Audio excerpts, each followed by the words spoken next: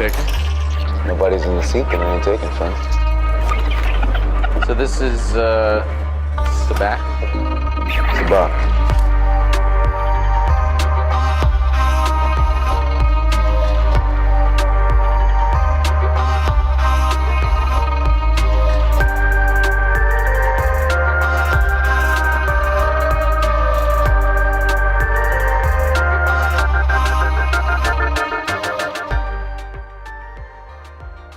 Yo, guys, what is up? Welcome back to Sabacc the Block, the official First Cut Star Wars show. We are so excited to be back here Wednesday evening to break down that episode of the Acolyte that everyone is talking about. And to do it with us today, we have an amazing guest, writer and producer of Padre Pascal and the host of What's Glup. Catrina Dennis is in the house. What is up, Catrina?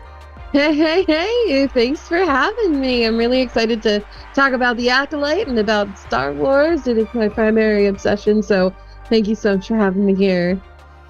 Yeah, I'm so glad you're here. And obviously, before we get to anything else, Catrina, what we like to do on this show is to give a little history lesson on your background in Star Wars. So, Catrina, what is your Star Wars story? My Star Wars story begins at a Star Trek convention. My dad could not find a babysitter for one particular Star Trek convention down in Miami, Florida, back in, I think, like 93, 94, right when Next Generation was like at its peak. So he took me along, and since it was the 90s, I promptly ran off and started toddling around the convention by myself. Came across a pack of top Star Wars cards, and then I retrieved my father, brought him over to the little like booth that it was at, and I was like, what Star Trek characters are those guys? And it was Han and Chewbacca, and they're like classic like duo pose. So after that, he took me home and we watched A New Hope that very night, and my life has never been the same. I used to go to the library after school to read expanded universe books, and I was there. I was 9 years old, 10 years old when The Phantom Menace aired, and it's just been a part of my life ever since, and a big definer for my career. I've been very lucky to write for the Star Wars blog. I consulted on a few Star Wars books, including Star Wars Brotherhood, where I did specific costume consultations for Asajj Ventress. And I also helped produce a little docuseries called Looking for Leia, which is about marginalized voices in the Star Wars community. So really, really happy to have taken my fandom and done some really neat stuff with it, and made some good friends here too. Yeah, gone all the way with it. It's incredible. Yeah. I have a similar one as far as timeline goes. I think we're like right around that same timeline, because I also did the New Hope VHS tapes Nice. when those re-released, and then obviously Phantom Menace in theaters, which is something it sounds ancient now to new generation of Star Wars fans, but it happened. Yeah. It was real. It happened. There was a Pizza Hut KFC Taco Bell deal. It was amazing. It was incredible. Good times. But we're going to move on. We actually have Star Wars news today, and we're going to briefly get to it before we get to the Acolyte. I know that's what everyone is waiting for. But Star Wars Outlaws, we got a new gameplay trailer. Catrina, what is your anticipation level for this game, Star Wars Outlaws? So, I love it when we have new Latinas and Latinos in Star Wars. Yeah. And so the main character's voice actress is Latina, and so I've been excited since like that was announced first off. And I'm really excited for like a new like Star Wars adventure game. I loved Jedi Survivor, and I'm really interested in getting into like how the factions work, because you can like garner interest and build a reputation with different factions. So naturally, I am going to try and become Kira's best friend. And then I found out recently that your little companion, Nix, the little dude, he actually cannot take damage or die. So I'm just like, thank goodness, because I would cry so much if that happened, because I've been playing video games my whole life, but that does not mean that I'm good at video games. So now I can play this video game without worrying that my adorable companion will die. So That's the Overall, best news. yeah, really, really excited, and it just looks beautiful. Like I'm really excited to see the underworld of that era of Star Wars because I feel like it's the one we tap into the least. We've spent a lot of time with like Luke and the main crew. We've spent a lot of time with the Rebels and the Empire, and we really haven't like we've wanted that underworld game for a really long time, and like I think this is going to be our delve into it. So I'm excited. Yeah, that whole like pick your faction, pick your gang thing. I was like, who is not gonna pick Crimson Dawn and Kira? Like everyone's Yeah. gonna flock to that. So I You think that's expect me to a pick Jabba the Hutt over Kira? you expect me to go to the Pikes? The No, Pikes over Kira? What? no, thank Uh you. I was like, I don't think they thought that part through. They thought it might be like evenly distributed. I'm pretty sure everyone's gonna go Crimson Dawn in that game. So Yeah, I'm absolutely. excited for it. I'm the same way. I'm terrible at video games. I basically can't play video games. Hmm. But the story, the characters, the underworld aspect is probably the most interesting part to me. So Yeah. I can't wait to try and play Hmm. because that's all I can do. Go ahead, RB3. I'm a big fan of the Jedi Fallen Order and Jedi Survivor video games. I love them. I also love the Battlefront video games. I'm a little bit concerned about Ubisoft. They are a little bit hit or miss as a company when it comes to video game creation. But, I think this one looks really exciting. So, high hopes. Yeah, fingers crossed. All right, let's move on to the green silo for today. If you'd only had this little green Psylocke. So our green side lot for today is a little bit more of a serious topic, but I wanted to at least quickly address it because I don't want to belabor too much on it. But Catrina, there's been an influx, as there always is with this new Star Wars show, of hatred in the fandom, of toxicity in the fandom. I wanted to ask your opinion on this whole thing because obviously this has been going on for a very long time, so it's nothing new. But the fact that it's having this kind of resurgence, especially throughout Twitter, but throughout pretty much every website that you get on, how do you feel like we can move past this as a fan base?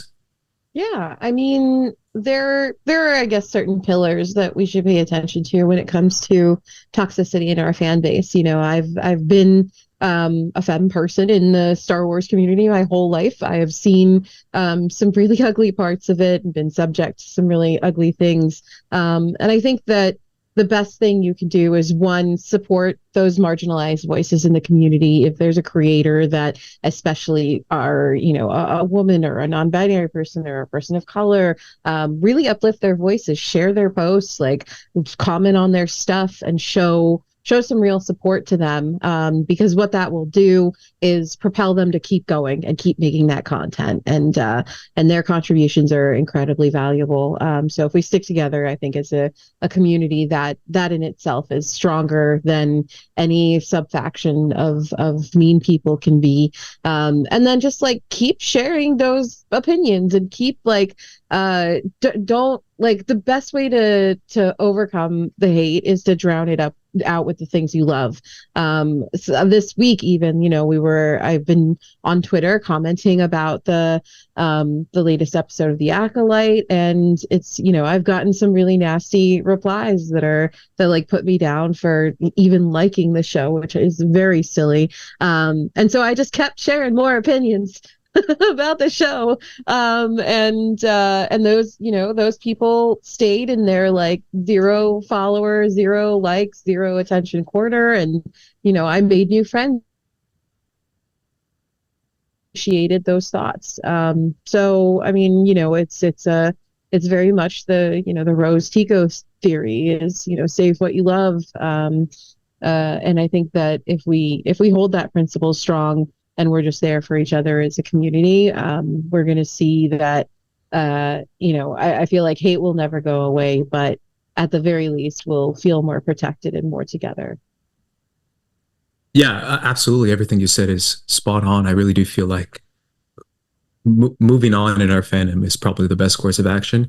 I feel like trying to trace back our steps and trying to I don't know. I see people trying to reason and be like, "Oh, well, explain to me your problems with." It's like Yeah. I don't think that's really going to solve anything. And obviously, this is something that I've talked about quite a bit because I saw it happen in person and I saw it happen in real life when it comes to 2015 Force Awakens. Literally, the first teaser trailers where these guys popped up, and their first issue that they had was just saying a black stormtrooper, and they wanted us to boycott the movie because there was a black co-lead in the film. So this is the type of people we're dealing with. I really do feel like trying to reason and trying to have a dialogue, it doesn't really accomplish anything when people are coming from such a bad place and such a bad faith of arguments. So that's why I personally saw a lot of people trying to have conversations about fire and space and all this stuff. And I'm like, isn't that the same guy who said, I don't want to see black people in Star Wars? Like, you really think that's his issue? Like, I just feel like we need to move on from these people and we need to obviously call it out, but at the same time, really understand that this isn't coming from a good faith argument in any way whatsoever. So I do feel like Star Wars is for everyone, and this is not a safe place for hatred and for this kind of rhetoric that we're seeing, and it's repeating and repeating over and over again. So, I think we need to truly see what this show has always been about, what this property has always been about. RB3, any closing thoughts on that? Yeah, I mean, if you think about it this way, you're spending your time doing these things for free in a society where we are all broke. So instead of fighting with bigots for free, you should at least love the things you love unabashedly, and you will always find your people eventually, and being able to stand up for what's right. I feel like that's a principle that's instilled in us from childhood. So even if it's on a micro level in fandom, keeping that as your central thought and your drive is important, At the end of the day, you leave the world a better place than you found it by just being kind. Yeah, absolutely. RB3, do you want to add anything? That summed it up perfectly right there. Awesome. Let's move on to full Sabacc for today. Full Sabacc. Our full Sabacc is all about the Acolyte episode 3. An absolutely insane episode. Catrina, first thing I gotta ask is what you think of the episode. So good. I of course I had no idea really what to expect. We've seen commentary from folks who have seen the episodes, and I've seen them like saying like, oh, this is the best one so far, like this is gonna be the episode to beat, and they were completely right. Like this episode is one where we'll get into it, but the narrative it tells is clearly from a singular perspective. I've seen someone say that like, oh, this is unreliable narrator, the episode. And that I think is what makes it so interesting. We were left with so many new questions. We were given perspective on a brand new way to look at how the Force or the thread works. We were, I am happy whenever witches show up in Star Wars. So that was cool. And then, really getting a look at where May and Osha came from and why they are the way that they are, I think it's made the mystery even more exciting. Yeah, that's the first thing I have in my notes is what did you think of the sisterly dynamic between May and Osha as children?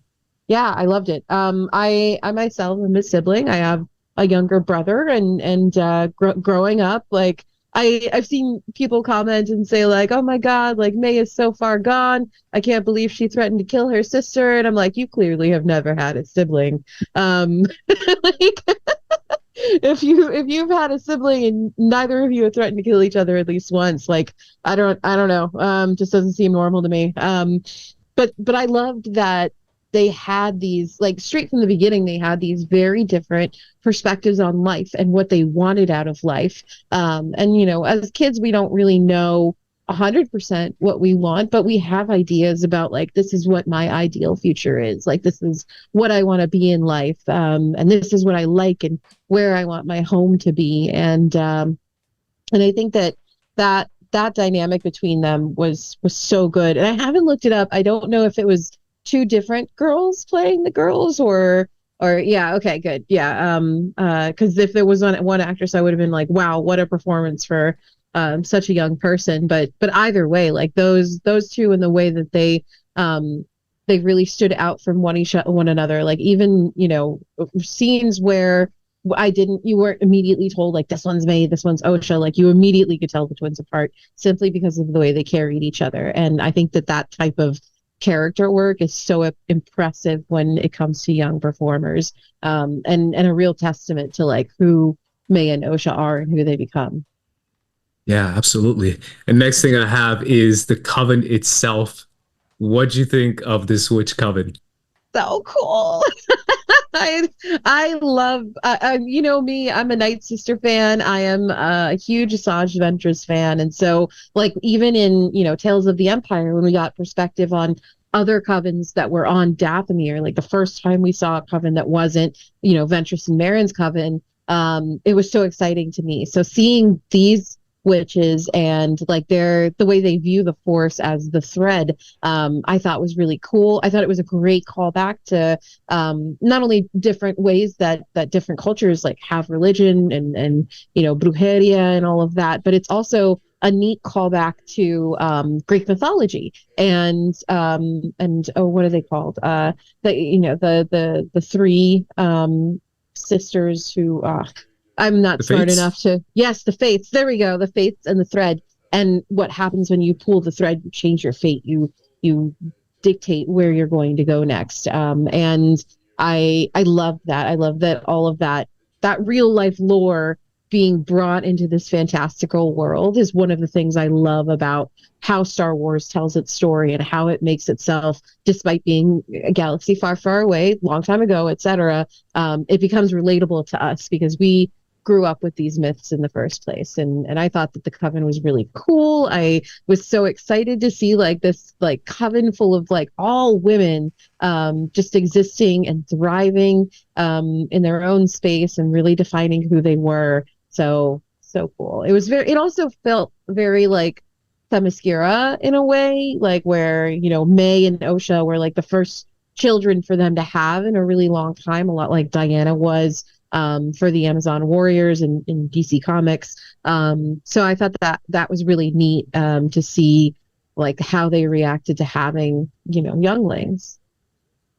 Yeah, I thought it was a really cool dynamic, a really cool look and vibe. The fact that Mother Anastasia was kind of like the motherly figure, obviously, of the group, but also Mother Coral being kind of the pull of that, the opposite of that being the security, the tough hand, kind of the bad cop aspect as far as this coven goes, where she's a little bit more by the book and stubborn, and she wants to do things with a little bit more rigidness around her, which I thought was very interesting. Let's just get to the real stuff, which is all about the conception of these children. Yeah. It is heavily implied that they are conceived by the Force, with Mother Anastasia being the one that created them and Mother Coral being the one that carried them. What do you think about this enormous, explosive reveal, Catrina? I think it's really cool. And I think that, there's a comic out there that implies that like Palpatine was the reason behind Anakin's conception, and I refuse to accept that. So this in itself kind of helps me believe a little bit more in that idea of like immaculate conception within the Force. Like I can now be hopeful that whole comic was like just a retcon and that the Force just made Anakin someday, because we now have proof that can happen. And of course it's also, I think it lends to, again, their own unique practice in the Force. Clearly it could have been done. There could have been a different incantation or a way that Anastasia connected with the Force to, bring these children to life. But I thought it was so cool. And like, I know some people think that, it diminishes Anakin's story or this or that. And it's like, it doesn't, because, statistically, this was the only other time that it was known to happen. and having two nickels after, thousands and thousands of years is still just having two nickels. Like, it's weird that it happened twice, but it's, It's not like it happens every single day. It's still very special. And I do like that we can talk about this more, but I like that a lot of this episode was a nod to the Phantom Menace, and a lot of it was a nod to Anakin's story and what wonders the Force has with its capabilities, and what people who are deeply tapped into it can accomplish. So yeah, I thought it was so cool. What do you think of the idea that they might be a dyad in the Force as well, with them being on opposite sides of the Force, but kind of leveling out and balancing the Force? Yeah, 100%. I absolutely think they're a dyad. The thing about the way I understand a dyad is that these are two people who are connected in such a way that it changes the course of history. I like to say that Anakin and Asajj Ventress are also a dyad in the way that their stories are opposite parallels, and they are both these powerful people. And if they were not enemies, the way they would come together would probably have really blown up Palpatine's plan, just because of their similar but different experiences. And I see that a lot with May and Osha. They're destined to do something huge. I think that the result of whatever happens with May and Osha is going to define the galaxy in such a way that when we get to the Phantom Menace, we can go, oh, I know why this happened. I know why the Republic was like this. I know why the Jedi are like this now. Because we see the seeds of that throughout the series already. But I feel like these two girls, their connection is going to change the Force and the way the galaxy moves, in immeasurable ways. Yeah, because the first thing you think of is obviously Anakin, and the idea of what Sheev, I call him Sheev, what Palpatine was talking about when he was talking about Darth Plagueis the Wise, talking about cheating death. And then I kept thinking about the idea that the dyad is supposed to be life itself, so it could literally continue on, life, regenerate. And then the idea that she says, Mother Anastasia says, we're gifted with the gift of life by the Force. So all those things, all those threads that I'm trying to connect when it comes to future Star Wars movies and projects. So all that to me is like super exciting, and I think it's really cool. Little details. What do you think about the detail and the dynamic, I guess, the power, the scale of having all women covens, 2 women relationship, conceiving two daughters within this manner? Because to me, that's something that's pretty monumental. Yeah, I mean, I think that when it comes to people asking for realism, we all have to go back to Harrison Ford and remember that he said it's vacant in space. And I think that it's really amazing and beautiful to see queer representation in Star Wars, and see a queer couple who has formed a family and has formed one of their own will and volition. It's so cool to see what that says about their power and the power of the Coven, and how earth-shaking it is that these incredibly powerful witches were all killed all at the same time in a very suspicious way. And I just love that. Like I love that, again, that very Themyscira vibe, that women can live peacefully and thrive and have their own coven with each other, to have to form their relationship with the Force in ways that otherwise are maybe frowned upon or seen as a natural or looked down upon. I think it's groundbreaking, and I wouldn't expect any less from Leslie Headland, just having seen her resume of amazing filmmaking and storytelling. So yeah, it was really, really cool. This is something that was also kind of hinted at when it comes to how the Night Sisters work. They took Sabacc Ben prisoner to further their coven's growth, but it is implied a couple times that they can create life or bring life back just by their own force magic. So I thought that this was a really cool way for Leslie to kind of like pay tribute to that, because she herself said like she's obsessed with the Night Sisters, and I think that really expands the capabilities of their lore and their relationship with the Force too.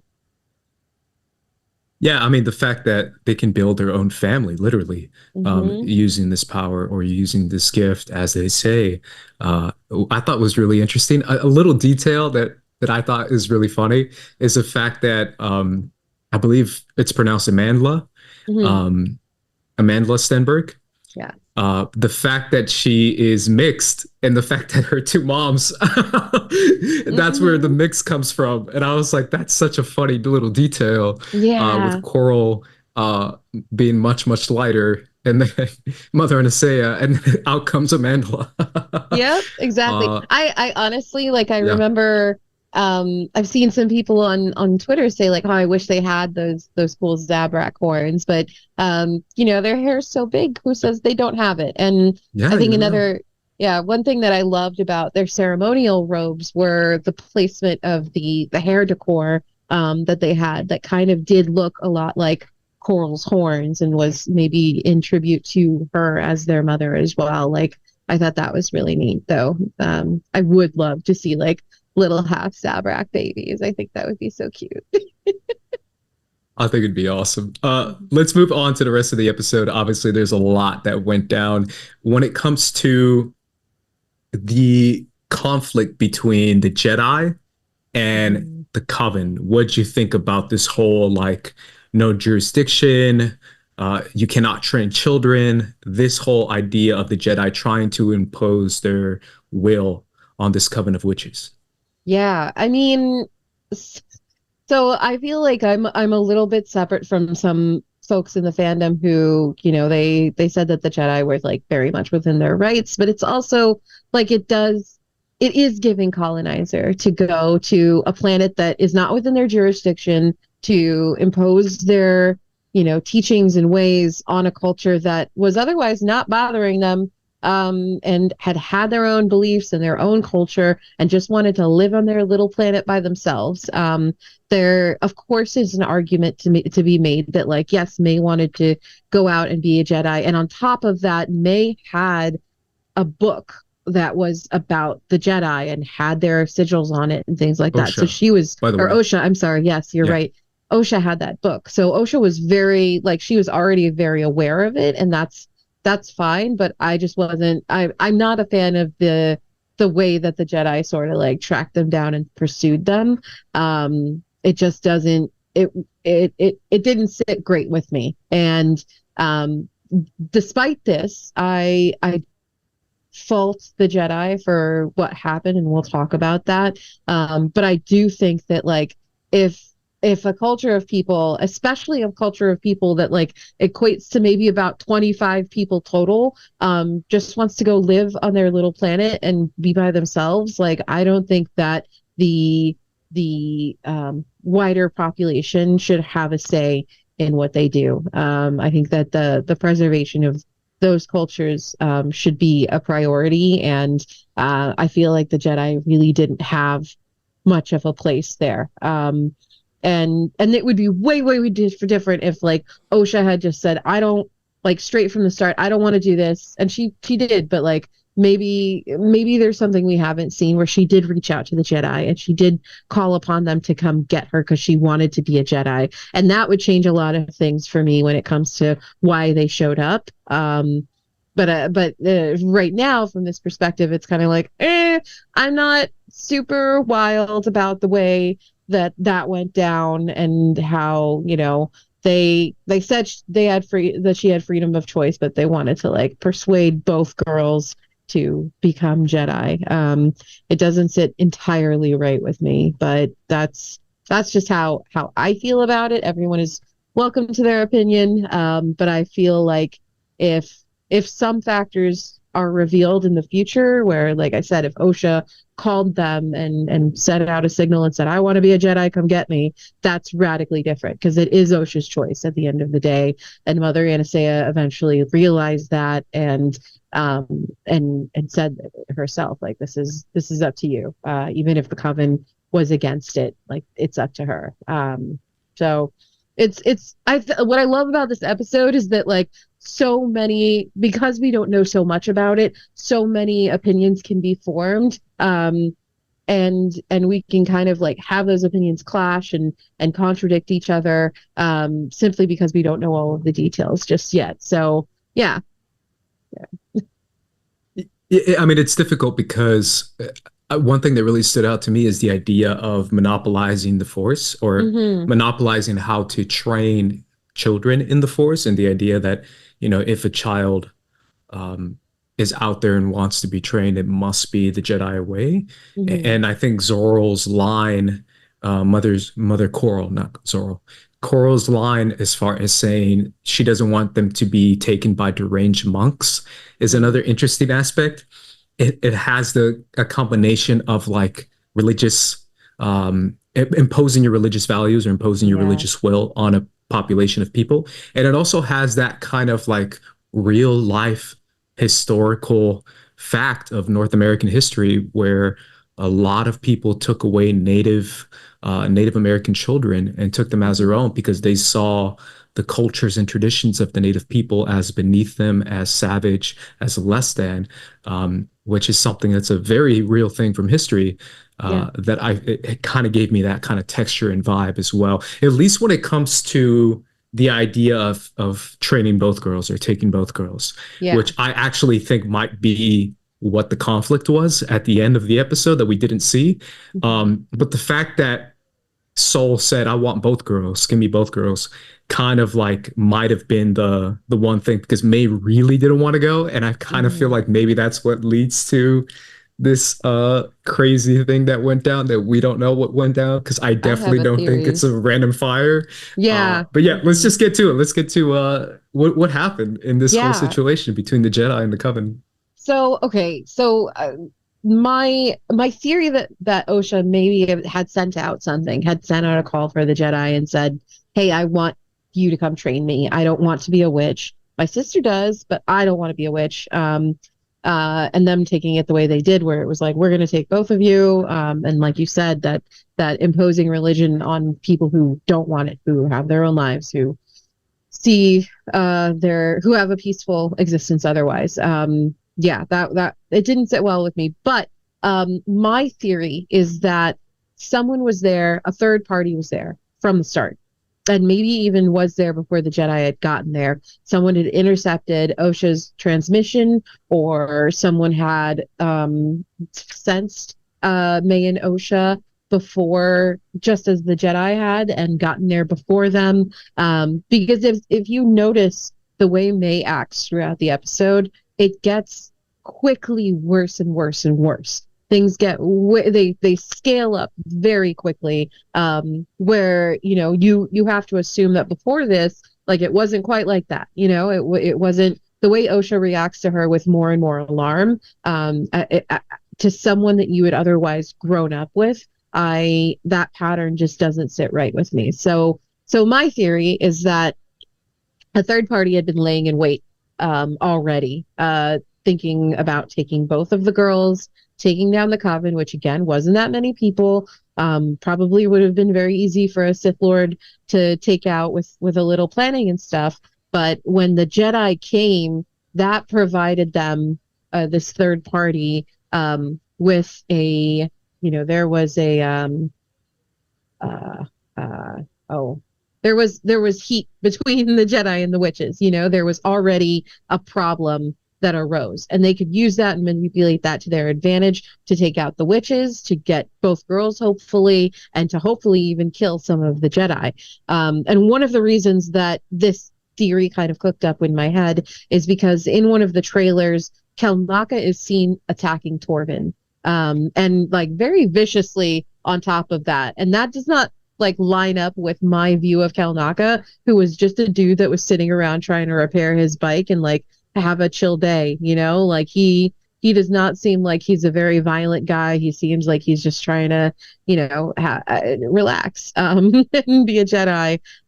So that in itself like looked very suspicious to me. Like right off the bat, I was like, Kelnaka wouldn't be viciously attacking a Jedi Padawan out of nowhere for no reason.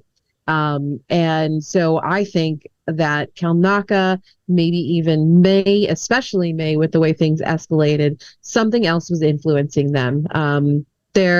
We did see Mother Anastasia possess Torben at some point.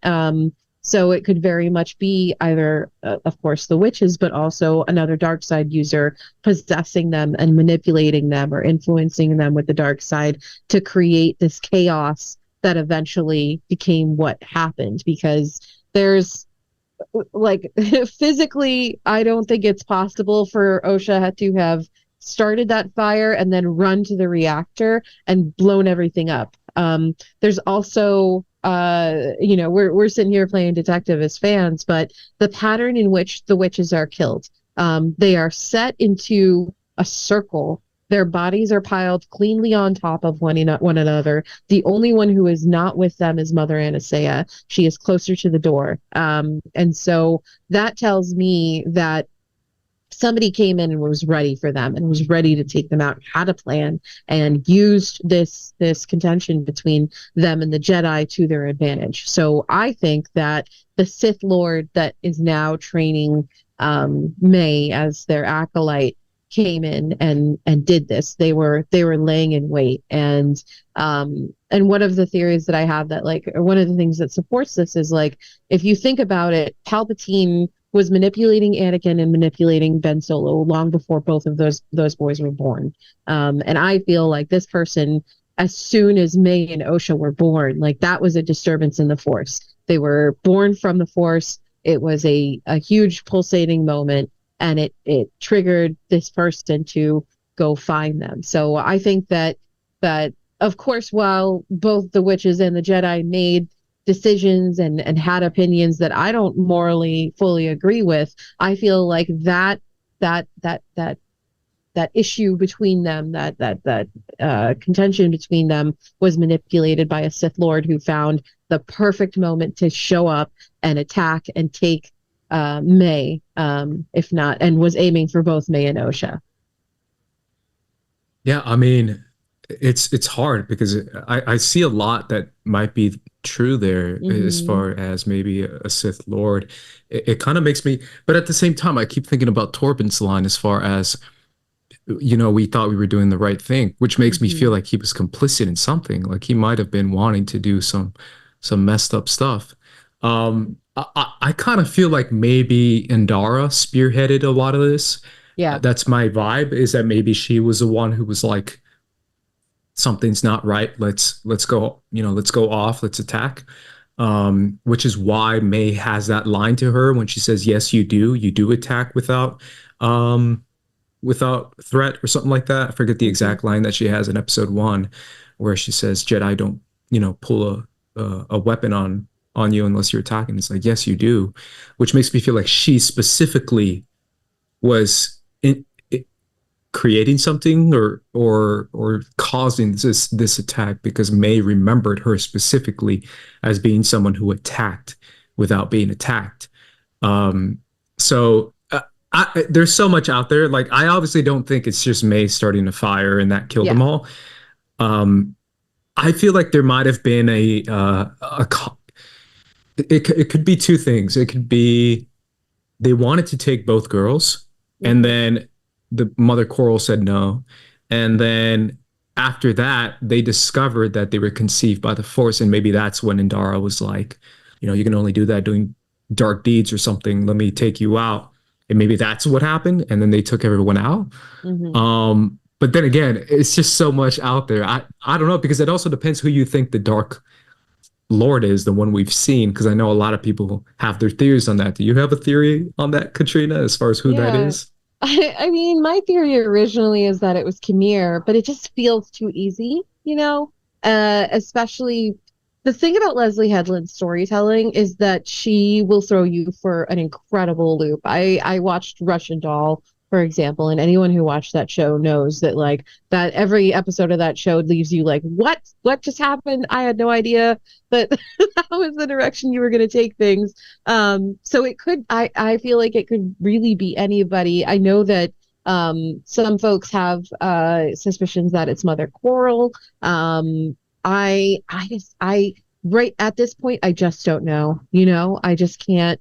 I can't pinpoint who I'm suspicious of. I feel like a couple more episodes in, I'll be like, okay, I know who this is. But like I said, you're completely right in thinking that like the Jedi are not at fault or are at fault here in some way, and so are of course the witches. I feel like they were both factions were very reactive to each other, and nobody was 100% right in that situation concerning the girls and what their safety and future should be. And at the end of the day, even though Osha was told it was her decision, I don't think either of the girls were really given a choice and given that honest like opportunity to like really make that next step in their lives. And so it could be that Indara started some stuff. She was clearly, the Jedi, if they were fully righteous as they say they are, they wouldn't have broken into somebody's house, which is what they do. They slice their way into the Coven's like hovel, and like that's just not something that like upright citizens do. I feel like the way that they pursued the girls was not to the standard of the Jedi of the High Republic that we know. And I think it's a great way to look at how where the Jedi began to fall was knowing that these two high priority children who were born from the Force, if they knew that, especially if they knew that their actions were, I would say, much more extreme than the other High Republic Jedi we know from about 300 years before this show takes place. So, and then on the other hand, the witches were plotting to try and make the girls like fail the test, so that they wouldn't leave, even though Osha wanted to leave. And I think that even though Mother Anastasia accepted it, she was not correct in the way she did not put her foot down against her counsel and said, like, this is my daughter's choice. She deserves that autonomy. And even though I will miss her, like, this is what she wants, so we should give it to her. And so again, I think that obviously people could have started some things, but I feel like that moment was a moment of weakness for both factions, and somebody else saw it and they were like, this is my time to strike. This is it. And so that's why, because I just don't think there's no way Osha could have gone and blown up that reactor. I just don't think she was an 8-year-old child. I just don't think that there's a way she could have done that. And this is not to discredit like her intelligence or anything like that. It's the reactor. It's the pattern in which those bodies were laid. It's the fact that like Kelnaka attacking Torben so viciously, like we see when Osha wakes up on the Jedi ship, like Torben has a giant bloody scar on his face that was not there before. And so it's just like somebody else was there. Somebody made it way worse than it could have been. Yes, there could have been a fight, but like I don't think every one of those witches would have been dead. I think it would have been messy, but it wouldn't have been so resolute, Okay. I don't know. I think Indara could have. Indara looked like she was unstoppable. I would not put it past Indara to have started shit. Yeah. I don't know. Sorry. Yeah. No, you can. Yeah, absolutely. I just feel like your theory lines up, but only if it's not. But then again, I say you're right. Leslie Handlin would do a twist that we're not expecting. What if the twist is that it is Chimere? Mm-hmm. He is the Sith Lord or the Sith training May, but he's not the master. What if he's the apprentice to a bigger Sith that is actually manipulating the situation, who's much, much older, who would actually match up age-wise as far as being there 16 years ago and kind of manipulating the situation? In that case, I think your theory has a lot of weight, because I could see someone behind the scenes being a much older Sith Lord, and then he takes on Chimere as his Sith apprentice, and Chimere's kind of doing his own thing, maybe trying to get other apprentices, seeing who has potential. And maybe he can justify it, saying they're acolytes and they're not, master and apprentice. They're just my acolytes. Yeah. And he probably has several of them. I don't know. It's just a theory that I have out there because I still think it's Chimera. And I think yeah. Yeah, part of me does think it. I mean, like that, the way that line delivery, and this is just a testament to Manny Jacinto's ability that I'm so excited to see expanding in this role. The way he said, "You look just like her," like that. That whole snap of a moment was like, "You are way smarter than you like to let anyone believe." It's like, you. You are not just some guy. Like, yeah. You're not just doing your own thing, buddy. Like you have objectives and you want something to go down. So like I said, like I think I agree that maybe there was an argument or a fight between Indara and Asaya, but I feel like something else stoked the fire, literally and otherwise. Yeah, I keep going back to the scene where we see the generator kind of crackling a little bit. Mm-hmm. And I was like, what is that supposed to show?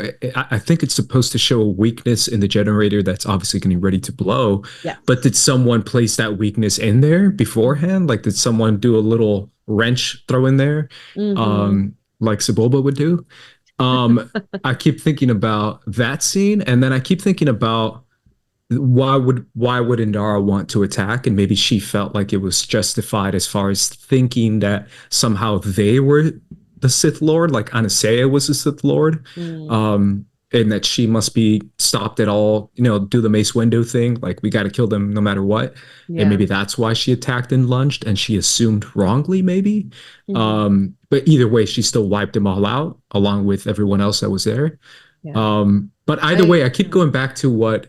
Sorry, real quick. I keep going back to what Alex Damon said about the last line in episode 1 is "kill the dream," and the idea of killing the Jedi dream across the galaxy, just breaking them down and making them weaker by showing that they're capable of this massacre and showing that the best of them is still the worst of them, which is what I think Master Soul represents. The fact that we're going to find out. I don't think he did anything, but I do think he knew. And I think that's going to be the conflict between him and Osha, as far as like, you knew what happened, but you didn't tell me or something like that. And you blame my sister. I don't know. I'm reaching now, but I'm still thinking, I don't know. Yeah. Okay. So my pushback against the idea of Indara killing everyone is that I don't think a single Jedi could kill that many Force witches. Like, if you think about the massacre on Dathomir, Grievous needed. He didn't just bring like a little bit of like the droid faction. He brought ships upon ships upon ships to take out maybe about like 50 or 75 women, and like because they weren't even that large of a coven, but he needed firepower to take out these powerful Force witches. So I don't think that Indara could have done that all by herself. Or you even think those three could have? I don't know. Kilnaka, Indara, Torben. I feel just going ham. I feel like if they all were coordinated and could go ham, yes, but I don't feel like Kilnaka was part of that. Like I just continuously go back to that one shot of him launching himself at Torben with like blood in his eyes, like there's something that isn't right about that. It doesn't sit well with me. And I think that, there was what was happening there was a moment of weakness on both sides. And if I were a genius Sith Lord who had been in hiding for a really long time and wanted to kidnap 2 girls, I would have been like, this is my moment. This is it. Like, these people are all wound up. I'm going to make it look like everybody else's fault. I am going to use that to manipulate this child to my advantage and create a narrative that she can believe because she saw Indara attacking her mother, So I think that's exactly like that's what's going on here is much bigger than what the wrongdoings on both sides were. I don't see, despite where the Jedi were, the difference between High Republic Jedi and the Jedi of the Republic is that they're not far gone yet.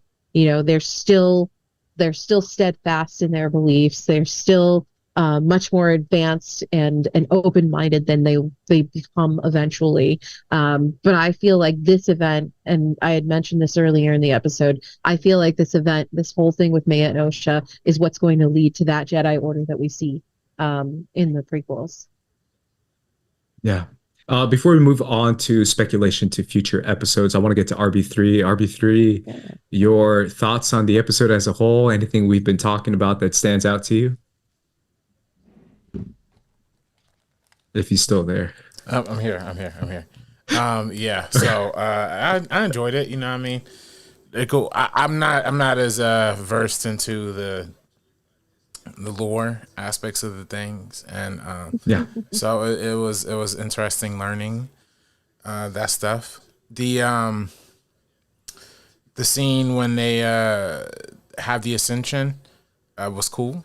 And no, it was nice. I did wonder, was that like a vision, like when we see like a visualization of the Force when like homegirl is like pulling it, and I really don't know what's happening, but like I felt like that was cool. Like I felt like it was like kind of like lightning, but like not really lightning. And sorry, what were you gonna say? No, go ahead. And the tree aspect, I love seeing how Jedi and the Force are connected to the trees. You know, I'm a big Avatar fan, so yeah, you know, I would just if they pulled out their braids and just connected them right to them trees right there, that would have been peak for me. But they didn't get there just yet. But it was nice. I like seeing where it's headed. Yeah, we didn't talk about the Ascension, Catrina, but there's so much there. It's so dense because the fact that it's like a well, like a deep well cave, and then obviously the two moons lining up, all this stuff has something to do with something. We just don't know what it is yet. At least I don't think we do. But I'm obviously excited to learn more about what is happening with that. But let's move on to any speculation you have for where this show is going, Catrina. Yeah. So I feel like this is the episode we're going to go back to several times throughout the rest of this series. You know, whenever a new reveal happens, we're going to go back to this episode and be like, oh, I missed that point. Like I missed this where it was spelled out to me and like I didn't know.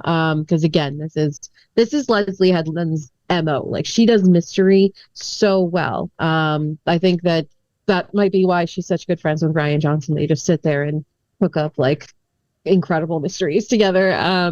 But I feel like going forward, you know, the twins are now aware that each other is alive. We're going to see some very different decisions, and we're going to see maybe one or both of them questioning the people around them and what their objectives were and what exactly happened that night, you know, because Osha didn't see most of it. She was out like a light for a good deal of it. She woke up and she was on this ship after she had seen her mother's bodies on the ground. And May now has this realization that like her sister is alive, and this Sith Lord has now been lying to her about her sister's death. And what else could they be lying to her about with that in mind? So I feel like we're going to see the girls really start coming into their own and actively taking part in trying to solve this mystery. Yeah, I think that makes a lot of sense as far as them trying to discover more of that. I actually think we're going to get, I think we're going to replay this episode from different point of views. I think we'll get one, even if it's just like half of an episode being the Jedi POV, we get to see Sol be like, hey, I saw those two little girls outside and they used the Force. So like, I think we'll get that POV and to see Indara. I still feel like it's Indara because they make me love Carrie-Anne Moss and be so mad that she was killed off in the first episode that they're like, we're going to make her the most cruel Jedi ever. I still think it's her who was just kind of like, yo, let's get in there. Let's get those girls out of there. That's just my opinion. I think that's what we're looking at. And then I think we'll get May's perspective as far as what went down, because she had a POV. She said mother's dead, so she saw her die. So she saw her get killed. So I think we'll get her POV as far as what happened with her seeing her mother die, and then her telling Osha, what did you do? When she said, what have you done? And she's like, what have you done? which to me implies that maybe May, not May, I'm confusing them again, that OSHA did something else or might have done something to kind of ruin the situation a little bit further that we're not seeing, and that maybe May is the only one who saw it or remembers it. And maybe OSHA's pushed that part or that memory out of her mind so she can just try and move on from that. So, yeah. Let's move on to let's move on to Squad Up. Catrina, what we like to do here is we like to play a game of Squad Up with Squad Leader Ace. What we do is we pick characters from any part of the Star Wars universe and we put them inside a scenario that I have built for us today. And the scenario that I have built up is that you are a rebel recovering fuel tanks from a smuggler. In this exchange, you are expecting Imperial presence, possible thieves who have been alerted to your transaction. In order for this mission to succeed, you need these 5 things. A pilot, a fearless pilot who can overcome any odds and will get you in and out in case anything happens. A sniper, someone who will keep an eye from a distance but is also ready for anything.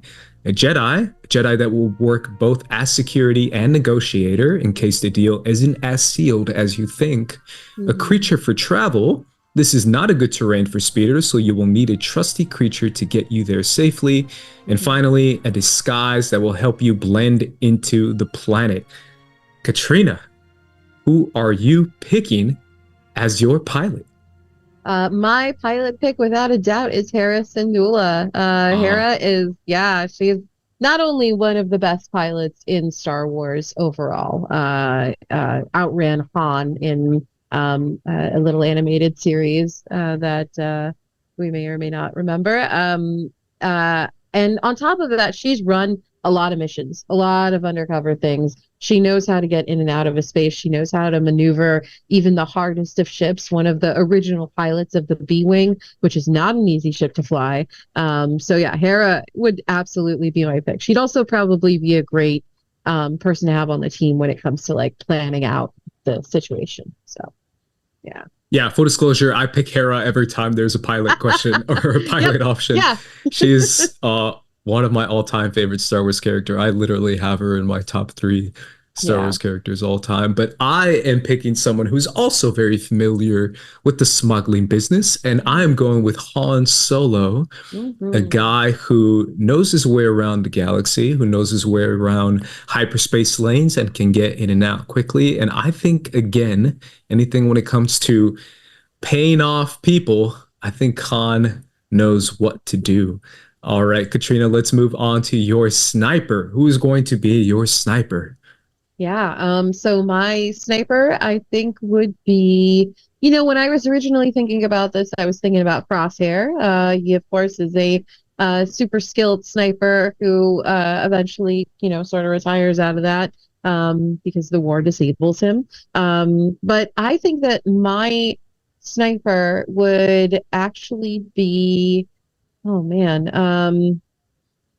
See, my original was Crosshair. Now I'm just like, I don't know, actually, I'd rather have him be retired. My sniper would be probably Night Sister Marin. So she's a close range fighter, but she knows how to use those light bows. And she's quiet. And she knows how to sneak up on people. And I think that she'd be a very valuable asset here. That's a great one. Yeah, I mean, I would love to see one of those in live action, by the way. Yeah, one of those too. bows. I think that'd be so cool. But for my sniper, I mean, when you think of sniper, you think of 2 main people. And I'm picking the second one, or maybe the first one. You never know. I'm picking Fennec Shand as my sniper. Hey, nice. Someone who is legitimately a sniper. That's in her profile pic. That's in her description, her LinkedIn. People know her as the sniper. So anytime you need a job and it involves a sniper, I'm going with one of the best to ever do it, with Fennec Shand. Catrina, who is your Jedi?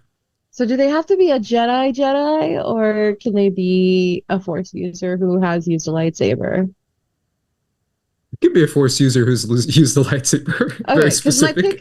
my pick, if it were a Jedi, would be Vernestra Rowe. She is an incredibly talented Jedi. She's got that light whip, so she'd be able to clear Yeah. people out at short and long ranges. But of course, if I were to choose anyone to run security for me, it would be Asajj Ventress. Yeah, of course. She like there's no one else I'd want at my side when it came to being security. I can take care of negotiation.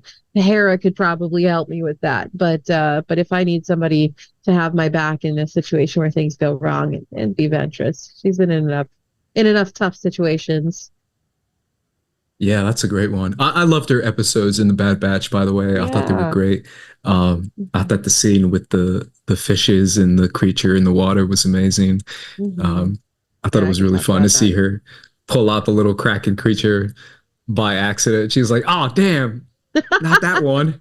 It's such a great Um, callback to that book too that she was in, because that book also features like a creature that she has to, like, her people have to kill in order to, like, do a rite of passage. So to see that parallel was really cool. But yeah, not to deter us and talk about Dark Yeah, I know. Disciple. My Jedi is going to be Kanan Jarrus, Hey, nice. our Latino Jedi, the one Latino Jedi we have. Anything goes wrong, I mean, he's one of the toughest Jedi ever. He's also very resourceful. He knows how to do any kind of deals. He's the most rebel Jedi there is. Mhm. So I'm picking Kanan as my choice for Jedi. A creature for travel. Who is going to be your trusty companion? Can I pick a droid, or does it have to be a creature? It has to be a creature Okay, because it has to be. we're Oh, right, going 'cause no we're tech here. yeah, no tech. Yeah. That's right. Okay. I would pick a Nexu, because they're fast. Yeah. They're also they themselves are also very vicious. Like if we were trying to Yeah. escape and somebody came at us, I would want the Nexu on my side. So yeah. Yeah. Imagine riding a Nexu into a negotiation. I mean, it's over. That's incredible. Mhm. Anytime there's these creature questions, I feel like the prequels always give you such great options. And I feel Mhm. like I always pick the same one, but I'm going to pick it again. I'm going with the Varactyl, my favorite Star Hey, Wars creature. yes. Mhm. Just a crazy lizard, weird looking giant creature that Obi-Wan rides and is his trusty companion and that is still alive. Um, just something that no one tells you. No, I'm kidding. I don't know. But in my heart, he's still alive, but I'm going with the Varactyl as my Yeah. creature. Finally, Katrina, what will be your disguise? Ooh, my disguise. I would, let's see, expect the Imperial presence, possible thieves. I would probably disguise myself as a pike soldier.